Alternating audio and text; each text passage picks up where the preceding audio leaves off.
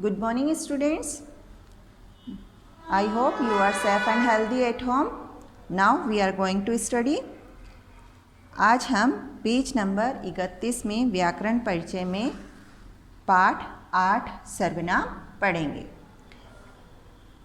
शुरू करते हैं पाठ। जो शब्द संज्ञा शब्दों के स्थान पर प्रयुक्त किए जाते हैं सर्वनाम कहलाते हैं। सर्वनाम का अर्थ है सब नामों के लिए, यानी सारे जितने नाम हैं उनके लिए प्रयोग किए गए शब्द। नाम या संज्ञा शब्दों का प्रयोग बार बार न करना पड़े तथा भाषा सुंदर लगे, इसलिए सर्वनाम शब्दों का प्रयोग किया जाता है। नीचे दिए गए वाक्यों को ध्यानपूर्वक पढ़िए और समझिए। यहाँ फोटो दिए हुए हैं, इसके नीचे वाक्य हैं। अंजलि ने निकिता से कहा, ये अंजलि है, ये निकिता है। मैं स्कूल जा रही हूँ, तो यहाँ पर अंजलि के स्थान पर प्रयोग किया गया है मैं। मैडम ने ईशान से पूछा, तुम क्या कर रहे हो, तो मैडम ने ईशान के नाम के स्थान पर प्रयोग किया तुम। तो यहाँ बार बार ईशान नाम नहीं लिखा गया बल्कि लिखा गया तुम।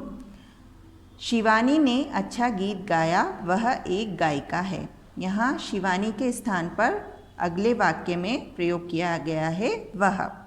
तो इस तरह से हमने जाना कि नाम जो होते हैं उनके स्थान पर जो शब्द प्रयोग किए गए वह कहलाते हैं सर्वनाम।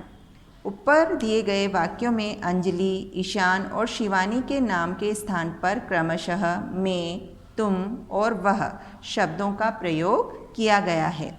ऐसे शब्द सर्वनाम कहलाते हैं। सर्वनाम शब्दों के कुछ उदाहरण इस प्रकार हैं। मैं, मैंने, मुझे, मुझसे, मेरा, तुम का, तुमने, तुम्हें, तुमसे, तुम्हारा, आपका शब्द बनेंगे। आपने, आपको, आपसे, आपका। हम का शब्द बनेगा हमने, हमें, हमसे, हमारा। वह के बनेंगे शब्द उसने, उसे, उससे, उसका। वे से शब्द बनेंगे उन्होंने, उन्हें, उनसे, उनका। कुछ और सर्वनाम शब्द हैं यह, ये, वह, वे, इसे, इसका, इन्हें, इनका आदि। अगर संज्ञा एक वचन है तो सर्वनाम भी एक वचन में ही होगा।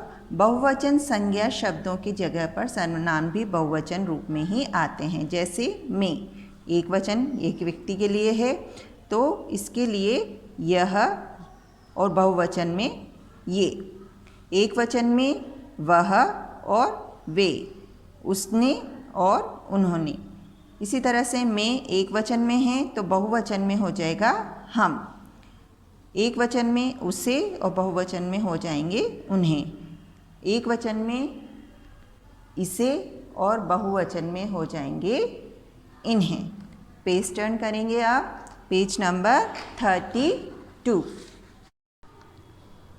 सर्वनाम के भेद। हिंदी भाषा में सर्वनाम के 6 भेद हैं। पहला पुरुषवाचक सर्वनाम, फिर निश्चयवाचक सर्वनाम, फिर अनिश्चयवाचक सर्वनाम, प्रश्नवाचक सर्वनाम, संबंधवाचक सर्वनाम, निजवाचक सर्वनाम।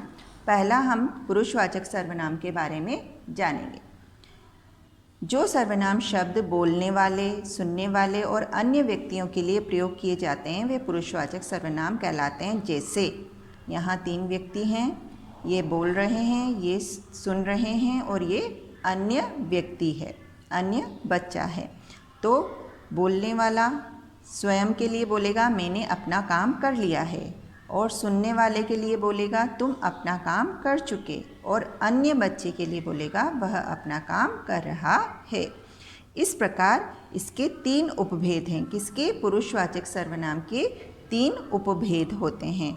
क वाला है उत्तम पुरुष। पहला जो हमारा उपभेद है वो है उत्तम पुरुष, जिसमें कहने वाला स्वयं के लिए कहता है मैं और हम।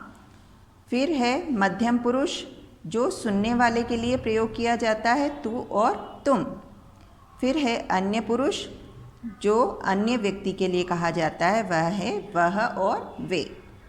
अन्य शब्द हैं मेरा, आप, तुम्हारा, हमारा, हम, तुमने, मैंने आदि। अब है हमारा अगला सर्वनाम निश्चयवाचक सर्वनाम।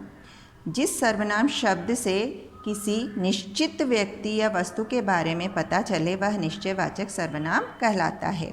जैसे यह घर, तो घर यह शब्द जिसमें ये पता चल रहा है कि घर यह वाला है।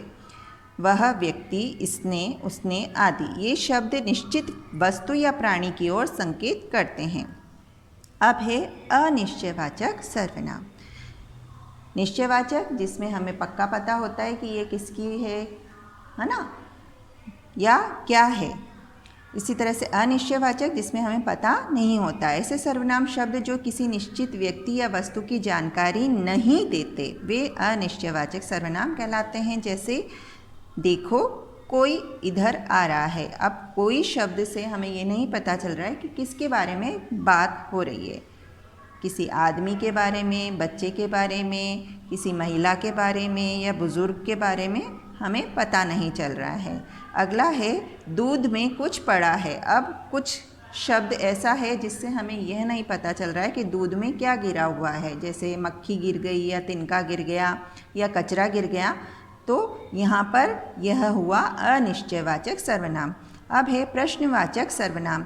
जो सर्वनाम शब्द प्रश्न पूछने के काम आते हैं वे प्रश्नवाचक सर्वनाम कहलाते हैं। जैसे तुम्हारे घर कौन आया है, तो कौन शब्द प्रश्नवाचक है और उसके अलावा प्रश्न चिन्ह लगा हुआ है, तो इससे स्पष्ट हो जाता है कि ये प्रश्नवाचक सर्वनाम है।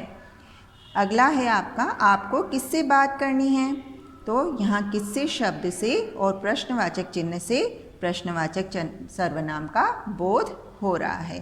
पेज टर्न करेंगे हम, पेज नंबर 33। पांचवा संबंधवाचक सर्वनाम। वे सर्वनाम शब्द जो वाक्य में आने वाले दूसरे सर्वनाम शब्द से जुड़े होते हैं संबंधवाचक सर्वनाम कहलाते हैं। जैसे जिसकी लाठी उसकी भैंस, तो लाठी और भैंस का संबंध एक दूसरे के साथ शब्द जिसकी और उसकी ने कराया है, तो इनसे हमें पता चल जाता है कि जिसकी लाठी है उसी की भैंस भी है। इसी तरह से जैसा करेगा वैसा भरेगा, यानी जो जैसा काम करेगा उसको वैसा ही फल भोगना पड़ेगा। तो जैसा और वैसा शब्द से ये दोनों शब्दों का संबंध पता चल रहा है। अब अगला है छठा निजवाचक सर्वनाम। जो शब्द काम करने वाला यानी कर्ता अपने लिए प्रयोग करता है वे निजवाचक सर्वनाम कहलाते हैं। जैसे मैं स्वयं पत्र लिख दूंगा, यानी मैं खुद अपने आप के लिए कह रहा है वो, स्वयं पत्र लिख दूंगा। तुम अपने आप सामान उठा लो, आप अपना सामान खुद उठा लो, इसका मतलब है। तो इस तरह से हमने पाठ पूरा हुआ। यह भी जानिए पढ़ते हैं हम। आदर देने के लिए एक व्यक्ति के लिए सर्वनाम के बहुवचन रूप का प्रयोग करते हैं। जैसे दादाजी आप कहाँ गए थे। दादाजी तो एक ही हैं, लेकिन उनको सम्मान देने के लिए हम उनको बहुवचन वाला शब्द यानी आप बोलते हैं। इसी तरह से गांधी जी महान थे, वे बापू के नाम से जाने जाते हैं। अब बापू यानी गांधी जी तो एक ही व्यक्ति हैं, लेकिन यहाँ पर हमने शब्द प्रयोग किया वे, क्योंकि हम उनका आदर करते हैं। पिताजी आप लौट आए, तो यहाँ पर भी पिताजी एक ही व्यक्ति हैं, लेकिन यहाँ पर हम उनको सम्मान देने के लिए आप शब्द प्रयोग में लाएं। तो बच्चों आपको पाठ समझ में आ गया होगा। तो see you to next video. Have a nice day. Good bye.